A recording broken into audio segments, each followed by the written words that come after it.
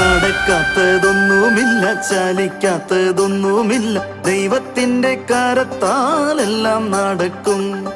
മാറിടാത്തതൊന്നുമില്ല, നീങ്ങിടാത്ത കാര്യമില്ല, യേശുവിന്റെ നാമത്തിൽ സർവം നടക്കും. ഉറപ്പോടെ ബലത്തോടെ കൃപയിൽ മുന്നേറി പോകാം, ശത്രുവിൻ തന്ത്രത്തെ ശക്തിയാൽ ജയിക്കാം. ഉറപ്പോടെ ബലത്തോടെ കൃപയിൽ മുന്നേറി പോകാം, ശത്രുവിൻ തന്ത്രത്തെ ശക്തിയാൽ ജയിക്കാം.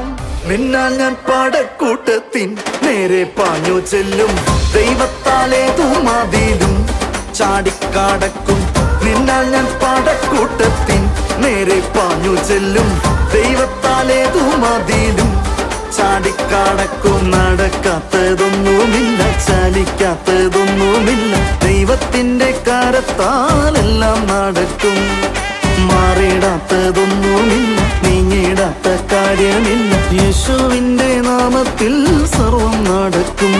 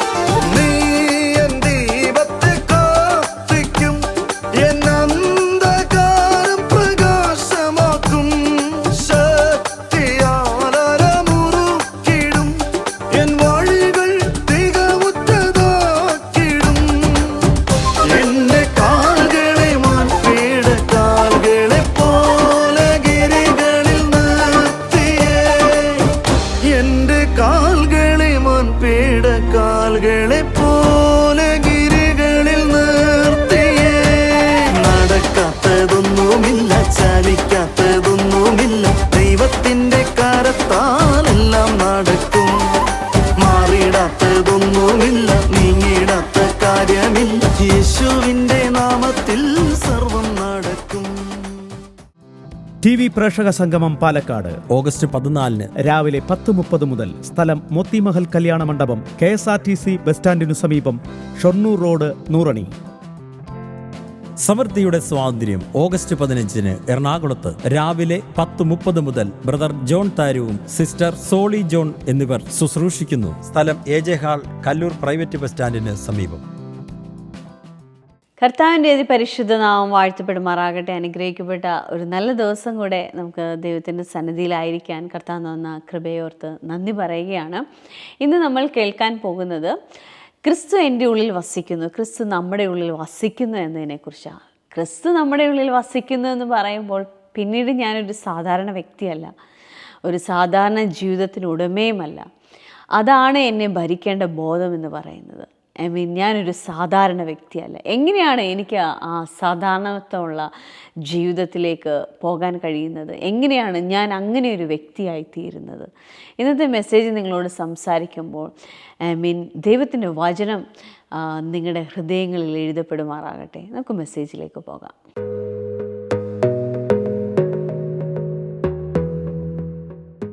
I M so excited. കാരണം കഴിഞ്ഞ ആഴ്ചകളിലെല്ലാം നമ്മൾ പഠിക്കുന്നത് ക്രിസ്തു നമുക്കുള്ളിൽ എന്ന ആത്മീയ ബോധ്യത്തിന്റെ ഒരു പ്രതലം കൂടെ ചിന്തിച്ചുകൊണ്ടാണ് നമ്മൾ ഇരിക്കുന്നത്. എനിക്ക് തോന്നുമായിരുന്നു ഈ ചിന്ത എന്ന് എൻ്റെ അകത്ത് കയറി പറ്റിയോ. സത്യമായിട്ട് ഞാൻ പറയുക, എൻ്റെ ആത്മീയ ജീവിതം മാറാൻ തുടങ്ങി. ഞാൻ കരഞ്ഞുകൊണ്ടാ പറയുന്നേ, എനിക്കൊരു ഓർഡിനറി ലൈഫ് വേണ്ട എന്ന് ശരിക്കും മനസ്സിലാകാൻ തുടങ്ങി. എനിക്കറിയത്തില്ല നിങ്ങൾ എത്ര പേര് ഈ മെസ്സേജ് കണ്ടിന്യൂസ് ആയി ഫോളോ ചെയ്തിട്ടുണ്ട് എന്ന്. സാധിക്കുന്നവർ കണ്ടിന്യൂസ് ആയി ഫോളോ ചെയ്താട്ടെ. എന്നെ അത് ഒത്തിരി സ്വാധീനിച്ചു. ഇപ്പൊ ഞാൻ പറയുന്നത്, ഒന്നെങ്കിൽ കർത്താവിന് വേണ്ടി എക്സ്ട്രാ ഓർഡിനറി ജീവിക്കണം, അല്ലെങ്കിൽ എന്തിനായി ഈ ലൈഫ് എന്ന് പലപ്പോഴും എനിക്ക് അകത്ത് ശക്തമായി തോന്നാറുണ്ട്. അതുകൊണ്ട് കർത്താവിനെ കൊന്നുകളയുക എന്നൊന്നും പറയാൻ ഞാൻ ആളല്ല. അങ്ങനെ പറയുന്നവരുണ്ട്, അങ്ങനെ പറഞ്ഞപ്പോൾ ദൈവം അനുഭവങ്ങൾ ഉണ്ടായവരെല്ലാം ഉണ്ട്. അതൊന്നും തെറ്റൊന്നുമല്ല. പക്ഷെ എനിക്ക് തോന്നിയത് എനിക്കൊരു എക്സ്ട്രാ ഓർഡിനറി ലൈഫ് ഉണ്ട് എന്ന് സത്യമായി മനസ്സിലായപ്പോൾ എനിക്ക് അങ്ങനെ ജീവിക്കാൻ പറ്റുമെന്ന്, ആ യാഥാർത്ഥ്യത്തിൽ നടക്കാൻ പറ്റുമെന്ന് ദൈവത്തിന് എന്നെ ഉറപ്പ് നൽകുകയാണ് ചെയ്തത്. എന്നെ അല്ലെങ്കിൽ കുന്നുകളോ കർത്താവേ, അങ്ങനെ ചിന്തിക്കേണ്ട കാര്യമില്ല. വി ക്യാൻ, നമുക്ക് ആ രീതിയിൽ ജീവിക്കാനായി പറ്റും. കാരണം ദൈവത്തിൻ്റെ വചനം നമ്മുടെ കൈകളിൽ ഏൽപ്പിച്ചിരിക്കുന്നത് അത് മനസ്സിലാക്കുകയും അതിനനുസരിച്ച് എൻ്റെ ജീവിതത്തെ സ്പിരിച്വലി പണിയുവാനുമാണ്. അല്ലെങ്കിൽ ഈ പുസ്തകം നമ്മുടെ കൈകളിൽ ഏൽപ്പിക്കപ്പെടേണ്ടായിരുന്നു. നമുക്കൊരു വാക്യത്തിലേക്ക് വരാം. 1 യോഹന്നാൻ 4:4 ഈ ആഴ്ചകളിലെല്ലാം, കഴിഞ്ഞ ആഴ്ചകളിലെല്ലാം നമ്മൾ ചിന്തിച്ചത് 1 യോഹന്നാൻ 4:4. കുഞ്ഞുങ്ങളെ, നിങ്ങൾ ദൈവത്തിൽ നിന്നുള്ളവരാകുന്നു, അവരെ ജയിച്ചിരിക്കുന്നു. കഴിഞ്ഞ ആഴ്ച ഇത് വായിക്കാനേ പറ്റിയുള്ളൂ, തുടർന്ന് ചിന്തിക്കാൻ പറ്റിയില്ല. അടുത്ത വാചകം പറയുക, നിങ്ങളിലുള്ളവൻ ലോകത്തിലുള്ളവനേക്കാൾ വലിയവനാകുന്നു. എന്നെ കേൾക്കുന്ന, ആദ്യമായി ഇന്ന് കേൾക്കുന്ന ആരെങ്കിലും ഉണ്ടെങ്കിൽ ലിസൺ ടു മീ. ഞാൻ വിശ്വാസത്തിൽ വന്ന സമയത്ത് ആദ്യം എനിക്ക് മനസ്സിലായത് രക്ഷിക്കപ്പെട്ടു എന്നാണ്. രണ്ടാമത് എനിക്ക് മനസ്സിലായത് പരിശുദ്ധാത്മാഭിഷേകം പ്രാപിക്കണമെന്നാണ്. മൂന്നാമത് അതിനോടൊപ്പം പിടികിട്ടി ഞാൻ സ്നാനപ്പെടണമെന്നാണ്. അതിനോടൊപ്പം മനസ്സിലായി വിശുദ്ധിയിലും വേർപാടിലും ജീവിക്കണമെന്നാണ്. അതിനോടൊപ്പം മനസ്സിലായി കൂട്ടായ്മ ആചരിക്കണം, ദൈവദിനത്തോടൊപ്പം ഇരിക്കണം, കുറച്ചും കൂടെ നന്നായി പറഞ്ഞാൽ ആരാധനയ്ക്ക് പങ്കെടുക്കണം എന്നൊക്കെ എനിക്ക് മനസ്സിലായി. അതെല്ലാം എൻ്റെ ജീവിതത്തിൽ യാഥാർത്ഥ്യമായി ഞാനത് മതപരമായി ആണെങ്കിൽ പോലും അതെൻ്റെ ലൈഫിൽ കൊണ്ടുവരുവാനായി ഞാൻ ശ്രമിച്ചു. ഞാൻ ആ മേഖലകളിലെല്ലാം ഇപ്പോഴും അങ്ങനെ തന്നെയാണ്. എൻ്റെ കൂടെ ഉണ്ടെങ്കിൽ ഹല്ലേലൂയ പറഞ്ഞാട്ടെ. എന്നാൽ കുറച്ചും കൂടെ മുന്നോട്ട് പോയവെങ്കിൽ എനിക്ക് മനസ്സിലായി ഒരു വലിയ യാഥാർത്ഥ്യം, മഹത്വത്തിന്റെ പ്രത്യാശയായ ക്രിസ്തു അല്ല ലോകത്തിലുള്ളതിനേക്കാൾ വലിയവൻ. ഈ ലോകത്തിലുള്ളത് എന്ന് അവിടെ എഴുതിയിരിക്കുന്നത് അന്ത്യക്രിസ്തുവാണ്. എല്ലാവരും എൻ്റെ കൂടെ ഒന്ന് പറയാവോ? അവിടെ വീക്ഷിച്ചിരിക്കുന്ന വാചകം ആരെ കുറിച്ചാണ്? അന്ത്യക്രിസ്തുവിനെ കുറിച്ചാണ്. ഞാൻ ചിന്തിക്കുന്ന ജസ്റ്റിനെ, യോഹന്നാൻ ഇത് എഴുതുന്നതിനേക്കാളും നമ്മൾ അന്ത്യക്രിസ്തുവിന്റെ അടുക്കലാണ് നിൽക്കുന്നത്. നിങ്ങളെന്താ കൈയടിക്കാത്തതെന്ന് എനിക്കറിയത്തില്ല. യോഹന്നാൻ ഇത് എഴുതുമ്പോ അന്ത്യക്രിസ്തു ഉണ്ട്, അത് വരാൻ പോകുന്നു എന്ന് യോഹന്നാൻ അറിയാമായിരുന്നുവെങ്കിൽ നമുക്ക് തോന്നുക it is so close to us, ഏറ്റവും അടുത്തിരിക്കുക, നമ്മുടെ ഏറ്റവും അടുക്കൽ അന്ത്യക്രിസ്തു അല്ലെങ്കിൽ അതിൻ്റെ ശക്തി, അതിൻ്റെ പ്രവൃത്തി, അതിൻ്റെ പ്രവർത്തനങ്ങൾ, അതിൻ്റെ പ്രഭാവം എല്ലാം വെളിപ്പെട്ടിരിക്കുന്ന ഒരു സീസണിലാണ് വി ആർ ലിവിങ്. ആ സീസണെ നോക്കിയിട്ട് കർത്താവ് പറഞ്ഞതാണ്, ശ്രദ്ധിച്ച് കേട്ടാട്ടെ, നിങ്ങളിലുള്ളവൻ ലോകത്തിലുള്ളവനേക്കാൾ വലിയവനാ എന്ന് പറഞ്ഞാൽ ആരാണ് നിങ്ങളുടെ ഉള്ളിലുള്ളത്? എൻ്റെ ഉള്ളിലുള്ളത് മറ്റാരുമല്ല. 1 യോഹന്നാൻ 4:15 പറയുക, ആരെങ്കിലും യേശുവിനെ കർത്താവെന്ന് വാ കൊണ്ട് പറഞ്ഞാൽ, അവിടെ യേശുവിനെ സ്വീകരിച്ചാൽ എന്ന് എഴുതിയിരിക്കുന്നത്, ആരെങ്കിലും യേശുവിനെ ഏറ്റുപറഞ്ഞാൽ എന്നാണ് ഇംഗ്ലീഷ് വേർഷൻ പറയുന്നത്. അവൻ ദൈവത്തിലും ദൈവം അവൻ്റെ ഉള്ളിലും വസിക്കുന്നു. കുറച്ചും കൂടെ നന്നായി പറഞ്ഞാൽ, ഞാൻ യേശുവിൽ വിശ്വസിച്ച സെക്കൻഡ് മുതൽ അവൻ തന്നെ എൻ്റെ ഉള്ളിൽ വാസം ചെയ്യുകയാണ്. റോമർക്ക് എഴുതുമ്പോൾ പൗലോസ് 8-ാം അധ്യായത്തിൽ പറഞ്ഞു, ക്രിസ്തുവിന്റെ ആത്മാവില്ലാത്തവൻ ക്രിസ്തുവിനുള്ളവനല്ല. ഞാൻ ക്രിസ്തുവിന്റെ ആത്മാവുള്ളവനാണ്, ക്രിസ്തു ഉള്ളവനാണ്. ഞാൻ ക്രിസ്തു എൻ്റെ ഉള്ളിൽ വാസം ചെയ്യുകയാണ്. നിങ്ങൾ എൻ്റെ കൂടെ ഉണ്ടെങ്കിൽ ഒരു ഹല്ലേലൂയ പറഞ്ഞാട്ടെ. അതുകൊണ്ട് കൊരിന്ത്യർ ലേഖനം പറഞ്ഞു, അവനാൽ നിങ്ങൾ ക്രിസ്തു യേശുവിലിരിക്കുന്നു. ഞാനും നിങ്ങളും ക്രിസ്തു യേശുവിലാണ്, യേശു എൻ്റെ ഉള്ളിലാണ്. ഇതൊരു വലിയ യാഥാർത്ഥ്യമാണ്. പക്ഷേ ആ യാഥാർത്ഥ്യം എൻ്റെ ഉള്ളിൽ പലപ്പോഴും ഈ 25 കൊല്ലത്തോളമായി ഞാൻ യേശുവിനെ അറിഞ്ഞിട്ട്, ഈ 25 കൊല്ലത്തോളം അല്ല 30 കൊല്ലത്തോളം ആകാൻ പോകുന്നു. ഈ 2 വർഷം 2025 ആകുമ്പോൾ ഞാൻ യേശുവിനെ അറിഞ്ഞിട്ട് ഏകദേശം 30 കൊല്ലത്തോളം ആകാൻ പോകുന്നു.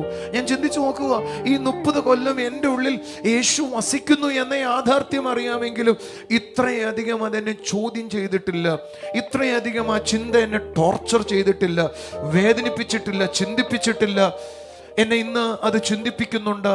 ആ ചോദ്യം ഇതാണ്, ശക്തനായവൻ അല്ല, ലോകത്തിൽ ഉന്നതനായവൻ അല്ല, ഈ ലോകത്തിന്റെ മുഴുവൻ ഉടയവനായവൻ എൻ്റെ ഉള്ളിൽ വാസം ചെയ്തിരിക്കെ ഞാൻ ഇങ്ങനെ ജീവിക്കാൻ കഴിയുമോ? പാണ്ടായി ജീവിക്കണോ?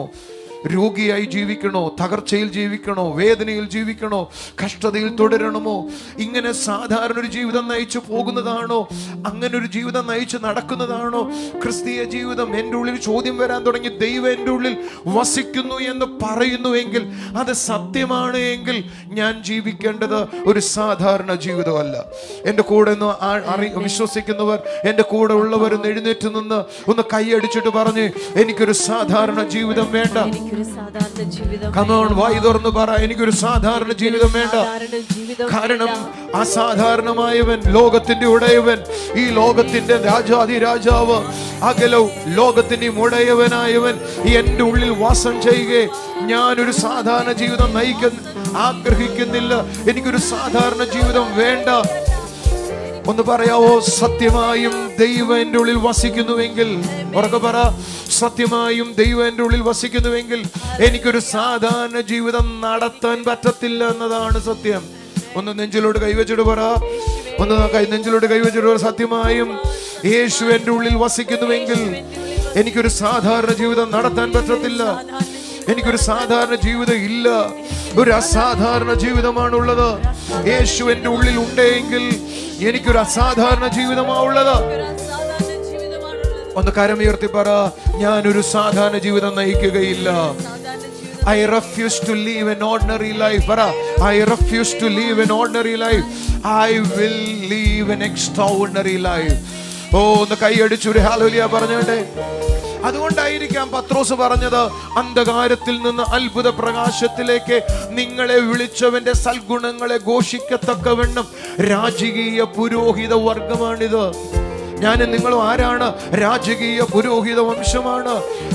ഇംഗ്ലീഷ് ബൈബിൾ പറയുന്നത് ഒരു സ്പെഷ്യൽ പീപ്പിൾ എന്നാണ്.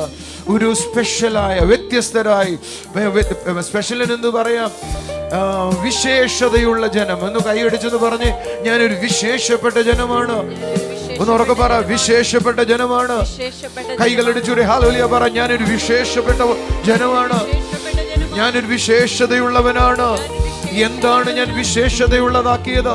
എന്നെ എന്താണ് വിശേഷതയുള്ളതാക്കി? എന്റെ താടിയാണോ, എന്റെ മസിലാണോ, എന്റെ നിറമാണോ? അല്ല അല്ല അല്ല.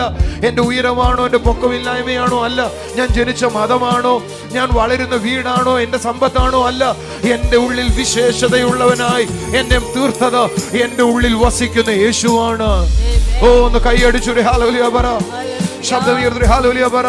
അടുത്തിരിക്കുന്നവരോട് പറ, നിന്നെ വിശേഷതയുള്ളവനാക്കിയത് നിന്റെ ഉള്ളിൽ വസിക്കുന്ന യേശുവാണ്. ഓ റബ സന്ദ റബ ഹസ റബ. ഞാൻ ആ പാട്ടിന്റെ വരികൾ ഒന്നും കൂടെ പാടാം. വാഴും വാഴും യേശുവിൻ നാമത്തിൽ, നിൽക്കും നിൽക്കും യേശുവിൻ നാമത്തിൽ. Come on.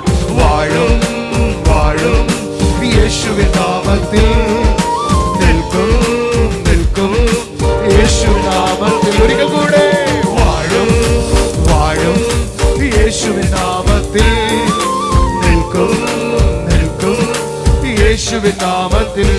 സോ ഞാൻ കഴിഞ്ഞ ആഴ്ച പറയുമ്പോൾ ഇങ്ങനെ പറഞ്ഞു, എൻ്റെ ഉള്ളിൽ യേശു വസിക്കുന്നുവെങ്കിൽ. ഒരു വാചകം കൂടെ വായിച്ചിട്ട് അതിലേക്ക് വരാം. കൊളോസ്യ ലേഖനങ്ങൾ 1:26 വാക്യവും 27 വാക്യവും അവിടെ എഴുതിയിരിക്കുന്നു, ഇത് പൂർവ്വകാലങ്ങൾക്കും മറഞ്ഞിരുന്ന മർമ്മമെങ്കിലും ഇപ്പോൾ തന്റെ വിശുദ്ധന്മാർക്ക് വെളിപ്പെട്ടിരിക്കുന്നു. അവരോട് ജാതികളുടെ ഇടയിലെ മർമ്മത്തിന്റെ മഹിമാധനം എന്നതെന്ന് അറിയിപ്പാൻ ദൈവത്തിന് ഇഷ്ടമായി. ആ മർമ്മം മഹത്വത്തിന്റെ പ്രത്യാശയായ ക്രിസ്തു നിങ്ങളിലിരിക്കുന്നു. മറ്റൊന്നുമല്ല നമ്മുടെ ഉള്ളിൽ അറിയേണ്ട മർമ്മം, മഹത്വത്തിന്റെ പ്രത്യാശയായ ക്രിസ്തു നിങ്ങളിലിരിക്കുന്നു. ഒന്ന് പറ, മഹത്വത്തിന്റെ പ്രത്യാശയായ ക്രിസ്തു നിങ്ങളിലിരിക്കുന്നു. ഇംഗ്ലീഷ് ബൈബിൾ വായിക്കുമ്പോൾ കുറച്ചും കൂടെ ആ വാചകങ്ങൾ മനസ്സിലാകും. For God want them to know that the riches and glory of Christ are for you Gentiles. എന്ന് പറഞ്ഞാൽ ജാതികളായ നമുക്കാണ് ദൈവത്തിന്റെ മഹത്വവും ധനവും എന്ന് നിങ്ങളും ഞാനും അറിയണമെന്ന്. ദൈവത്തിന്റെ മഹത്വവും ധനവും ജാതികളായി എനിക്കും നിങ്ങൾക്കുമാണ് ഉള്ളതെന്ന് നിങ്ങൾ അറിയണമെന്ന്. കുറച്ച് വലിയ കാര്യമാ ദൈവത്തിന്റെ മഹത്വവും ധനവും. എഫെസ്യ ലേഖനങ്ങൾ പൗലോസ് പറയുന്നത്, എനിക്കൊരു മർമ്മം വെളിപ്പെട്ടു. വാവ്. ക്രിസ്തുവിന്റെ കൂട്ടായ്മയെ കുറിച്ച് പൗലോസ് പറയുക, ക്രിസ്തുവിനെ കുറിച്ച് പൗലോസ് പറയുക, സുവിശേഷത്താൽ ജാതികൾ ദൈവത്തിനെ, ക്രിസ്തുവിനെ കൂട്ടവകാശികളായി തീരുന്നതിനെ കുറിച്ച് പൗലോസ് പറയുക. അവിടെ തന്നെ എഴുതിയിരിക്കുന്നത്. അതെങ്ങനെയാണ് യാഥാർത്ഥ്യമായത്? ആ മഹത്വവും ധനവും ജാതികൾക്ക് യാഥാർത്ഥ്യമായത്. ഒരു നല്ല ഹല്ലേലൂയ പറയാവോ? യാഥാർത്ഥ്യമായത് ക്രിസ്തു എൻ്റെ ഉള്ളിൽ വാസം ചെയ്തപ്പോഴാണ്. ദൈവത്തിന്റെ മഹത്വവും ധനവും കൈകാര്യം ചെയ്യേണ്ടതിന് എന്നെ ദൈവം ആക്കി വെച്ചിരിക്കുകയാണെന്ന് പൗലോസ് റോമർക്ക് എഴുതുമ്പോൾ 11-ാം അധ്യായത്തിൽ പറയുക. എന്റെ കൂടെ ഉണ്ടോ? ഒരു ഹല്ലേലൂയ പറയാവോ? ശബ്ദകീർത്തന ഹല്ലേലൂയ പറയാവോ? ഇതാ, യഹൂദന്മാരെ ദൈവം തള്ളിയത് കൊണ്ട് ജാതിക്ക് എന്ത് ലഭിച്ചെന്നറിയാവോ? ജാതിക്ക് ദൈവത്തിന്റെ ധനം ലഭിക്കാനിടയായെന്ന്. ഓ, ലവ് യു ജീസസ്. എന്റെ കൂടെ ഉണ്ടെങ്കിൽ ഹല്ലേലൂയ പറയാവോ? ഭയങ്കരമാണ് ഈ ആത്മീയ ബോധ്യം എന്ന് പറഞ്ഞാൽ, ക്രിസ്തുവിനെ എൻ്റെ അകത്തു വെച്ച നിമിഷം മുതൽ ദൈവത്തിന്റെ ഗ്ലോറിയും ദൈവത്തിന്റെ മഹത്വവും അനുഭവിക്കേണ്ടതിന് ഞാൻ തെരഞ്ഞെടുക്കപ്പെട്ടതാണെന്ന്. പക്ഷേ ഞാൻ ദൈവത്തിന്റെ ധനവും ദൈവത്തിന്റെ മഹത്വവും അല്പം പോലും മനുഷ്യർക്ക് പ്രകടമാകുന്ന വിധത്തിൽ അനുഭവിക്കുന്നില്ല എങ്കിൽ സംതിങ് റോങ് വിത്ത് മീ. അതുകൊണ്ടാണ് ഞാൻ പറഞ്ഞത്, ഞാൻ എക്സ്ട്രോർഡിനറി ആയിട്ട് ജീവിക്കണം. ഞാനൊരു സാധാരണ ജീവിതം നയിക്കാൻ പാടില്ല. I want to leave an extraordinary life. കൈകളടിച്ചൊരു ഹല്ലേലൂയ പറഞ്ഞാട്ടെ. കുറച്ചും കൂടെ നന്നായി പറഞ്ഞ, യേശുവിനെ പ്രതിദാനം ചെയ്ത്, യേശുവിനെ കാണിച്ച്, യേശുവിനെ പ്രസന്റ് ചെയ്ത് ജീവിക്കുന്ന ഒരു വ്യക്തിയായിരിക്കണം ഞാൻ. വാക്കുകൾ പറയുമ്പോൾ എൻ്റെ നോട്ടം, എൻ്റെ വാക്കുകൾ, എൻ്റെ ചിരി, എൻ്റെ ശുശ്രൂഷ എല്ലാം യേശുവിനെ പ്രകടമാകുന്നതാകണം. എൻ്റെ കൂടെ ഉണ്ടെങ്കിൽ ഹല്ലേലൂയ പറഞ്ഞാട്ടെ. ചിലരോ എന്നോട് ചോദിച്ചു, ബ്രദറെ അതെങ്ങനെ സാധ്യമാകും? അടുത്ത ആഴ്ച ഞാൻ ഈ വാചകം ഒന്നും കൂടെ വായിക്കുവേ. അതെങ്ങനെ സാധ്യമാകും? നമ്മൾ ഇങ്ങനെയാണ് ചിന്തിച്ചത്. യോഹന്നാന്റെ സുവിശേഷം 14-ാം അധ്യായം 21-ാമത്തെ വാക്യം, എൻ്റെ കൽപ്പനകൾ പ്രമാണിക്കുന്നവനെ എന്നെ സ്നേഹിക്കുന്നവനാകുന്നു. കുറച്ചും കൂടെ നന്നായി പറഞ്ഞ യേശു പറയുക, ഞാൻ നിന്നിൽ വെളിപ്പെടണമെങ്കിൽ, നിന്നിൽ ഞാൻ മാനിഫെസ്റ്റഡ് ആകണമെങ്കിൽ, അത് മതപരമായിട്ടല്ല, യാഥാർത്ഥ്യമായും എന്നിൽ വെളിപ്പെടണമെങ്കിൽ, ആ ധനവും മഹത്വവും നിന്നിലൂടെ വെളിപ്പെടണമെങ്കിൽ, ഞാൻ തന്നെ നിന്നിൽ മാനിഫെസ്റ്റഡ് ആകണമെങ്കിൽ, യേശു പറയുക, എൻ്റെ കൽപ്പനകൾ നിങ്ങൾ പ്രമാണിക്കണം. കുറച്ചും കൂടെ നന്നായി പറഞ്ഞാൽ, എൻ്റെ വചനവുമായി നിങ്ങൾ ഇഴുകണം, എൻ്റെ വേർഡുമായി നിങ്ങൾ ഇരിക്കണം, എൻ്റെ വാക്കുകളുമായി നിങ്ങൾ ബന്ധത്തിലാകണം, എൻ്റെ വാക്കുകളിൽ നിങ്ങൾ ജീവിക്കണം, എൻ്റെ ചിന്തകളിൽ നിങ്ങൾ നടക്കണം, എൻ്റെ വികാരങ്ങളെ നിങ്ങൾ ഗ്രഹിക്കണം. ഇത്രയും കാര്യം പറയാൻ പറ്റുമെന്ന് എനിക്കറിയത്തില്ല.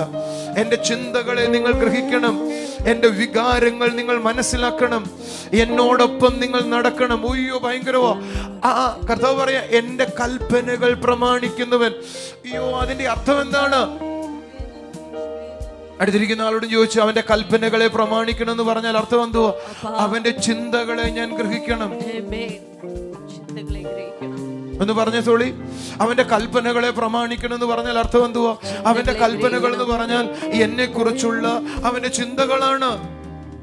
ഞാൻ ഈ ഭൂമിയിൽ എങ്ങനെയായിരിക്കണമെന്ന് അവൻ ചിന്തിക്കുന്നതാണ് അവന്റെ കൽപ്പനകളായി നമുക്ക് ലഭിക്കപ്പെട്ടിട്ടുള്ളത്. അവന്റെ ചിന്തകളെ ഞാൻ ഗ്രഹിക്കണം. കുറച്ചും കൂടെ നന്നായി പറഞ്ഞാൽ അവന്റെ മനസ്സിനെ ഞാൻ ഗ്രഹിക്കണം. ഒരു നല്ല ഹല്ലേലൂയ പറയാവോ? ശബ്ദയുയർത്തി ഹല്ലേലൂയ പറയാവോ? ആരെങ്കിലും അവന്റെ ചിന്തകളെ ഗ്രഹിച്ച് ആ ചിന്തകൾക്കനുസൃതമായി നടക്കാൻ തുടങ്ങുമ്പോഴാണ് മാനിഫെസ്റ്റേഷൻ ഉണ്ടാകുന്നത്. ഓ, നിങ്ങളുടെ തലയിൽ എത്രത്തോളം കയറിയെന്ന് എനിക്കറിയത്തില്ല. ചില ആളുകൾ പ്രാർത്ഥിക്കുന്നുണ്ട്, യേശുവേ എന്നിലൂടെ നീ വെളിപ്പെടണമേ. യേസ്, പ്രാർത്ഥിച്ചോ, നല്ലതാ. പരിശുദ്ധാത്മാവേ എന്നിലൂടെ നീ ഉപയോഗിക്കണമേ, പ്രാർത്ഥിച്ചോ, നല്ലതാ. അങ്ങനെ ദൈവം ചെയ്യും. പക്ഷെ നിങ്ങൾ അറിയേണ്ടത്, ദൈവം എങ്ങനെയാണ് നിന്നിൽ മാനിഫെസ്റ്റഡ് ആകുന്നത്? ഒറ്റ സിമ്പിളായി പറഞ്ഞാൽ അവന്റെ കൽപ്പനകളെ പ്രമാണിക്കണം. കുറച്ചും കൂടെ നന്നായി പറഞ്ഞാൽ അവന്റെ കൽപ്പനകൾ എന്ന് പറയുന്നത് അവന്റെ ചിന്തകളാണ്, അവന്റെ ആഗ്രഹങ്ങളാണ്, അവന്റെ മനസ്സാണ്, അവന്റെ ഇഷ്ടമാണ്, അവന്റെ പദ്ധതിയാണ്, അവന്റെ പ്ലാനാണ്. അത് ഞാൻ ഗ്രഹിക്കണം.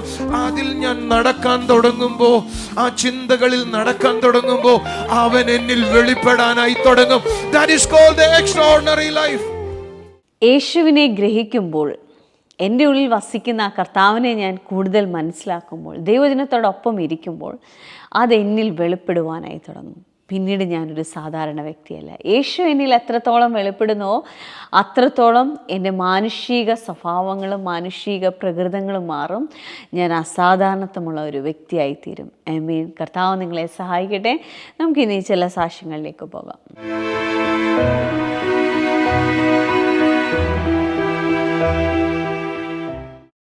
ഈ സിസ്റ്ററിന്റെ പേര് ഷാലി ജേക്കബ്.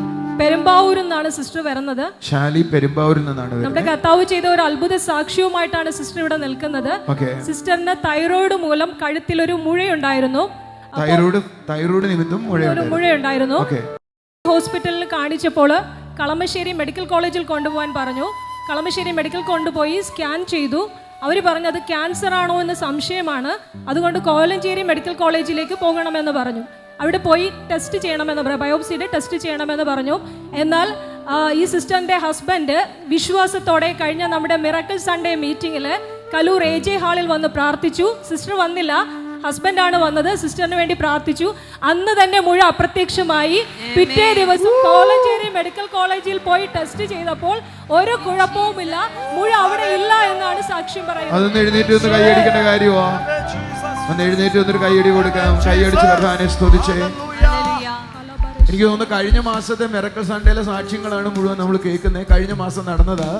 യേശു ചെയ്ത അത്ഭുതങ്ങൾക്ക് നന്ദി പറയാം എന്ന് പറഞ്ഞ കഴുത്തിൽ മുഴയുണ്ടായിരുന്നു. കോലഞ്ചേരി മെഡിക്കൽ ഹോസ്പിറ്റലിൽ ചെന്ന് പരിശോധിച്ചപ്പോ മുഴയില്ല, ഒരു പ്രശ്നവും. അത് വലിയ കാര്യം തന്നെ. കൈയടിച്ച് കർത്താവിനെ സ്തുതിച്ചേ. 2 ഹോസ്പിറ്റലിലും പരിശോധിച്ചിട്ട് മഴയുണ്ടായിരുന്നു. 3ാമത് ഹോസ്പിറ്റലിൽ ചെന്നപ്പോ ഇല്ല എന്ന് പറയുന്നത് അത് ദൈവത്താൽ അല്ലാതെ വേറൊന്നും നടക്കത്തില്ല. എന്റെ ദൈവം ചെയ്ത് നമുക്ക് നന്ദി പറയാം. Thank you very much. സന്തോഷത്തോടെ പോയാൽ ബ്രദറെ, ഈ സിസ്റ്ററിന്റെ പേര് അഞ്ജലി എന്നാണ്. എടപ്പള്ളി എന്നാണ് ഈ സിസ്റ്റർ വരുന്നത്. ഈ സിസ്റ്ററിന്റെ ഹസ്ബൻഡിന് കിട്ടിയ സാക്ഷ്യമാണ് പറയുന്നത്. മെർച്ചന്റ് നേവിയിലാണ് ഈ സിസ്റ്ററിന്റെ ഹസ്ബൻഡ് പഠിച്ചത്. അപ്പോൾ ഒരു തവണ മാത്രമേ ആ ഫീൽഡിൽ വർക്ക് ചെയ്യാൻ പറ്റിയുള്ളൂ. 10 വർഷമായിട്ട് ആ ഫീൽഡിൽ വർക്ക് ഇല്ലാതെ വിഷമിച്ചിരിക്കുമ്പോൾ ഇവർ വിശ്വാസത്തോടെ ഇരുന്നു, ലഭിക്കുമെന്നുള്ള ഒരു വിശ്വാസത്തോടെ ഇരുന്നു. ജീസസ് ടൈമിൽ വിളിച്ചു പ്രാർത്ഥിച്ചു. ആ പ്രോഗ്രാം സ്പോൺസർ ചെയ്തതിന്റെ ഫലമായി ആ ഹസ്ബൻഡിന് ആ ഫീൽഡിൽ തന്നെ ജോലി ലഭിച്ചു. ജീസസ് ടൈമിൽ വിളിച്ചു പ്രാർത്ഥിച്ചു, പ്രോഗ്രാം സ്പോൺസർ ചെയ്തു. നിങ്ങൾക്കും പ്രോഗ്രാം സ്പോൺസർ ചെയ്യാം. രാവിലത്തെ ജീസസ് ടൈം ചെയ്യാം, വൈകുന്നേരത്തെ മിറക്കിൾസ് ആൻഡ് നോർമൽ ചെയ്യാം. ഇത് സ്പോൺസർ ചെയ്തൊരു അനുഗ്രഹമാണ് പറയുന്നത്. അവർക്ക് അനുഗ്രഹിക്കപ്പെട്ട ജോലി തന്റെ പഠിച്ച ഫീൽഡിൽ തന്നെ കിട്ടി. 10 വർഷമായിട്ട് ഗ്യാപ്പ് ഉണ്ടായിരുന്നു. 10 വർഷത്തെ ഗ്യാപ്പ് ഉണ്ടായിരുന്നു. കാരണം എനിക്ക് കിട്ടില്ലെന്ന് തന്നെ വിചാരിച്ചു. എല്ലാവരും എന്നോട് പറഞ്ഞു അത് കിട്ടില്ല, അത് ആഗ്രഹിക്കണ്ടെന്ന് തന്നെ പറഞ്ഞു. പക്ഷെ ഞാൻ കല്യാണം കഴിഞ്ഞിട്ട് ജോബിയുടെ ഉള്ളിൽ ആഗ്രഹം കൊടുത്ത് അത് ഒരുപാട് സ്ട്രഗിൾ ഉണ്ടായി. മുംബൈയിൽ ഒരു മാസം വെറുതെ നിന്ന് പൈസ ഒന്നും ഇല്ലാണ്ട് ഞാൻ ലോൺ എടുത്തിട്ട് ജോബിക്ക് അയച്ചു കൊടുത്ത്, എന്നിട്ട് അവിടെ നിന്ന് പല കമ്പനിയിൽ നിന്ന് റിജക്ട് ചെയ്ത്, വിസ വന്ന് റിജക്ട് ചെയ്ത് അങ്ങനെയൊക്കെ വന്നിട്ടും ഇപ്പൊ അവസാനം ഒരു കമ്പനിയിൽ കയറി. ഇന്നേക്ക് 1 മാസമാണ് ജോബിക്ക്. കൈയടിച്ച് കർത്താവിനെ സ്തുതിച്ച്. വിശ്വാസം ഭയങ്കരമാട്ടോ. കാരണം ലോൺ എടുത്തിടവിടെ നിർത്തിയിട്ട് പറഞ്ഞു കർത്താവ് ചെയ്യും. ഒരു നല്ല കൈയടി കൊടുത്തേ ഇവർക്ക്. അടുത്തിരിക്കുന്നവരോട് പറഞ്ഞു വിശ്വാസം അത്ഭുതങ്ങളെ ചെയ്യുന്നു പറഞ്ഞു. നമ്മൾ അത്ഭുതങ്ങളെ കാണണമെന്ന് ആഗ്രഹിക്കുന്നു. ജോൺ താരു ബ്രദറിന്റെ അടുക്ക് വരികയല്ല വേണ്ടേ, വിശ്വസിക്കുന്നവർക്ക് അത്ഭുതങ്ങൾ ഉണ്ടാകുന്നത്. വിശ്വസിക്കുന്നവരെ അത്ഭുതങ്ങൾ കാണുന്നത്.